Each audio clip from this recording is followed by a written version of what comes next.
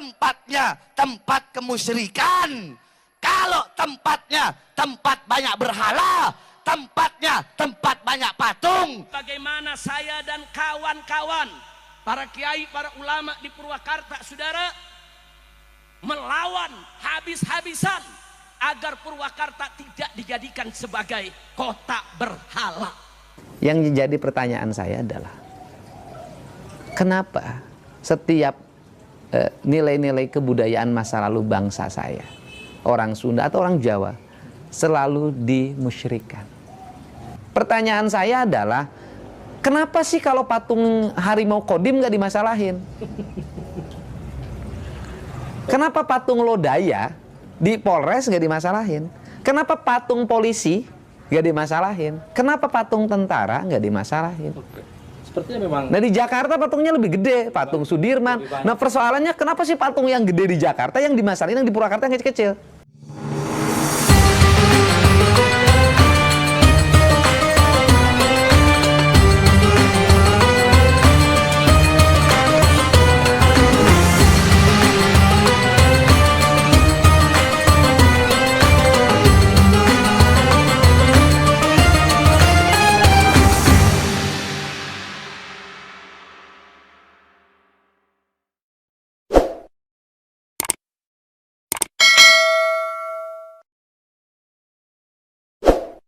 Islam itu datang bukan untuk mengubah budaya leluhur kita jadi budaya Arab, bukan untuk aku menjadi anak, sampeyan jadi antum, sadulur jadi akhi. Kita pertahankan milik kita, kita harus serap ajarannya, bukan budaya Arabnya. Fitnah di mana-mana, kerusakan di mana-mana. Maka satu-satunya benteng bagi NKRI, baik masa sekarang atau di masa yang akan datang, benteng NKRI adalah para santri, saudara-saudara. Nah, santri-santri di daerah-daerah, santri-santri di tempat-tempat, itu tergantung tempatnya. Santri-santri itu tergantung tempatnya. Kalau tempatnya tempat kemusyrikan, kalau tempatnya tempat banyak berhala, tempatnya tempat banyak patung, kotanya kota kemusyrikan, kota maksiat, maka sedikit daripada santri-santri itu yang akan mendapatkan manfaat dan barokah daripada ilmu, saudara-saudara. Jangan harap Purwakarta bisa menjadi kota santri selama masih banyak kemusyrikan di kota Purwakarta, saudara-saudara. Jangan harap. Jangan harap potong lidah saya. Mungkin kalau Ustadz saya jawaban nggak berani untuk nyebut nama. Kalau saya sebut Deddy Mulyadi, saudara-saudara.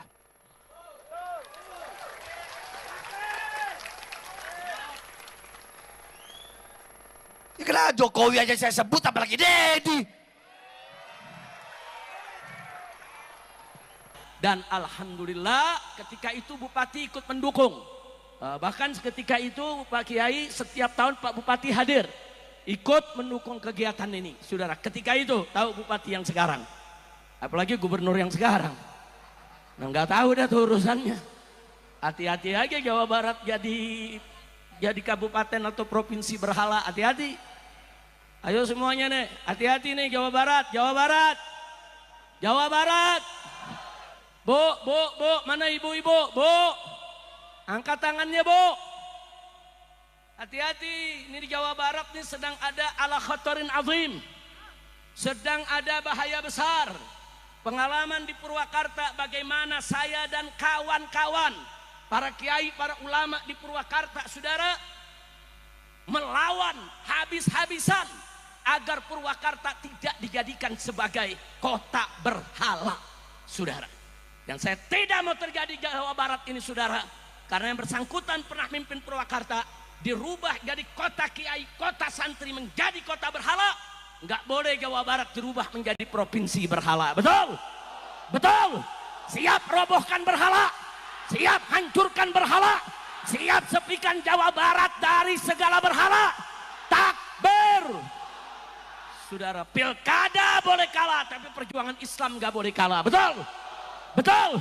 Pilkada kita kalah, tapi bukan berarti perjuangan Islam kita berhenti. Betul? siap tetap berdakwah, siap tetap beramal ma'ruf nahi munkar, siap untuk lawan kemusyrikan, siap untuk terus sebarkan Islam. Takbir. Sallu ala Nabi. Kan gini loh, syirik mensyirikan, sesat mensesatkan menjadi hal yang biasa sekarang kan. Setingkat Pak Quraisy aja disebut sesat kan. Setingkat Pak Mahfud MD saja disebut sesat. Gitu loh, setingkat Pak Mahfud MD loh itu. Kemudian setingkat dulu Cak Nur, pemikir besar Hasanah Islam Indonesia, itu juga disebut kafir kan. Gitu loh. Saya Gus Dur sama kan, sesat. Ya kebetulan saya ini adalah para pengagum mereka gitu loh. Pengagum Cak Nur, pengagum Gus Dur, pengagum Cak Nun, Gus Mus gitu loh. Saya pengagum pikiran-pikiran Pak Quraisy dari sisi tafsir Al-Qur'an ya. Ya, tentunya saya memahami itu dalam 3 pokok pikiran. Keislaman, kemodernan, dan keindonesiaan. Nah, bicara keindonesiaan saya ke Sundaan.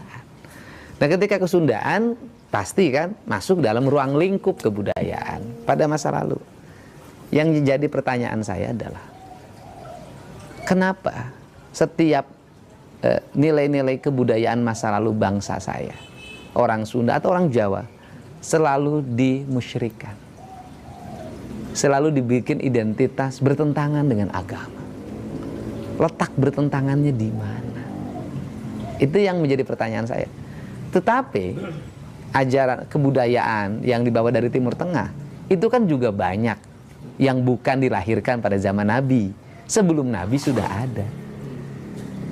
Nah, misalnya Pak Said Agil pernah menyampaikan dalam ceramahnya, masjid itu pakai menara. Menara itu dari munara. Munara itu adalah tempat penyimpanan api, yaitu orang-orang Majusi waktu itu menyembah api yang disimpan di menara, Kemudian menara itu menjadi khasanah masjid yang dipakai di kita semua. Kenapa sih itu boleh dipakai jadi masjid? Kenapa yang di kita nggak boleh? Nah, ini yang jadi pertanyaan kita gitu loh. Bagi saya nilai-nilai masa lalu itu penuh kearifan. Misalnya orang Sunda, silih asa, silih asi, silih asu, apa sih tidak arifnya? Ada kereta kencana, kemudian dikasih dikasih ratus ya, dikasih bunga, apa bedanya dengan bendera yang dihormat? Kan sama, diarak setahun sekali, orang nonton foto-foto, apa bedanya dengan bendera yang dihormat? Kan sama aja. Apa benderanya sih dengan bendera ormas, bendera partai? Kan sama gitu loh. Itu kan simbolisasi saja. Ya, kalau itu nggak boleh, bendera ormas juga jangan dibela-bela dong. Kan ketika nama ormasnya dilecehkan orang lain kan ngamuk. Kan ketika nama partainya dilecehkan orang lain kan orang ngamuk juga. Kan artinya bahwa samalah semuanya juga masih menghormati simbolisasi gitu loh. Cuman beda. Ya cuman beda. Nah, itu problemnya apa? Misalnya kain pohon dikasih kain, terus problemnya apa? Katanya itu dianggap yang menghidupkan agama Hindu. Nah, pertanyaan saya, ada nggak di India pohon dikasih kain? Nggak ada. Itu khas Bali aja. Bukan khas Hindu loh, khas Bali. Bali itu khasnya budaya Nusantara. Nah, kemudian menjadi pertanyaan saya, lu masalahnya apa? Bagus mana pohon dikasih kain dengan pohon dikasih paku? Dikasih paku, kasih iklan, ditulisan di situ. Misalnya hubungi 08 sekian gitu kan ya, untuk sedot tinja. Oke. Bagus mana dengan pohon dikasih kain? Nah, yang dimasalahin kan kain kotak-kotak warna hitam. Nah, kain kotak-kotak warna hitam itu kan bukan barang baru di kita. Semar itu dalam golek, wayang golek itu pasti kainnya kotak-kotak hitam. Hanoman itu kan kotak-kotak, karena orang Indonesia itu mengenal 2 warna hitam putih. Kan sama dengan di Mekah. Mekah juga kan hitam, kenapa nggak pink? Kan artinya warna hitam memiliki makna filosofi. Warna putih memiliki warna filosofi. Nah, kemudian kotak-kotak. Nah, kalau kotak-kotak juga nggak boleh, papan catur juga nggak boleh. Oke, Kang, apa pertimbangannya membungkus pohon? Estetika, agar pohon itu nggak ditempelin paku. Dirusak. Kenapa dikasihkan kotak? Karena eksentrik. Karena dikasih kain pink nggak pantas. Nah, yang disebut menistakan itu apa? Orang menistakan agama itu, orang miskin lapar, nggak dikasih makan. Orang kayanya tertawa terbahak-bahak, itu menistakan agama. Anak-anak yatim dibiarkan terlantar. Orang-orang sakit dibiarkan tanpa pengobatan. Itu menistakan agama.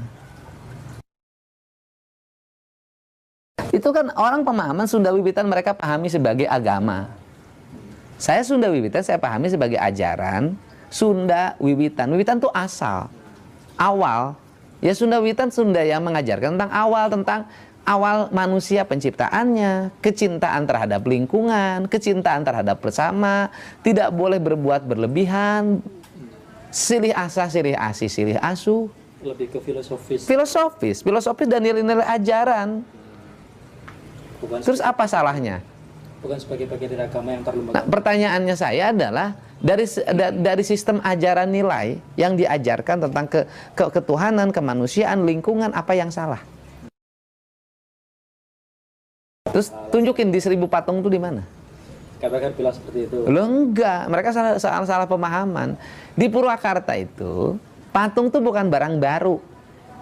Purwakarta itu punya industri keramik pleret. Ya kan? Membikin celengan dari tanah liat, celengan semar, terkenalah celengan Paleret. Jadi itu asli Purwakarta. Celengan Paleret, dibikin patung celengan yang besar-besar, yang harimau, yang itu, yang ini. Nah, ada khas Paleret namanya menong. Nah, menong itu adalah identitas Paleret dan menjadi khas Purwakarta hari ini. Saya menjadikan menong hari ini menjadi asalnya mukanya perempuan, menong itu. Ya kan, diganti oleh saya mukanya jadi wayang 2 muka. Kalau ada Dorna, di baliknya ada Semar. Kalau ada Yudhistira, di baliknya ada Duryodhana. Kalau ada Sangkuni, di baliknya ada Bisma. Jadi manusia itu 2 muka. Saya pasang di gerbang masuk ke arah Purwakarta lewat Jatiluhur. Itu khas yang bikinnya orang Pleret. Itu identitas kita. Terus pertanyaan saya, yang problem apa? Nah, berhala ya konsisten. Kalau patung itu dianggap berhala dan tidak boleh, bikin keputusan yang menyeluruh untuk seluruh orang Indonesia. Dalam keputusan Kepres, dalam Perpres, dalam undang-undang. Karena saya bupati penyelenggara konstitusi. Pertanyaan saya adalah, kenapa sih kalau patung harimau Kodim nggak dimasalahin? Kenapa patung Lodaya di Polres nggak dimasalahin? Kenapa patung polisi nggak dimasalahin? Kenapa patung tentara nggak dimasalahin? Sepertinya memang. Nah di Jakarta patungnya lebih gede, patung Sudirman. Nah persoalannya kenapa sih patung yang gede di Jakarta yang dimasalahin, yang di Purwakarta yang kecil-kecil? Lah itu pertanyaan saya, kenapa sepertinya FPI? Saya nggak tahu, Nggak tahu. nggak tahu. Sampai. Ya nggak tahu, mungkin saking sayangnya sama saya.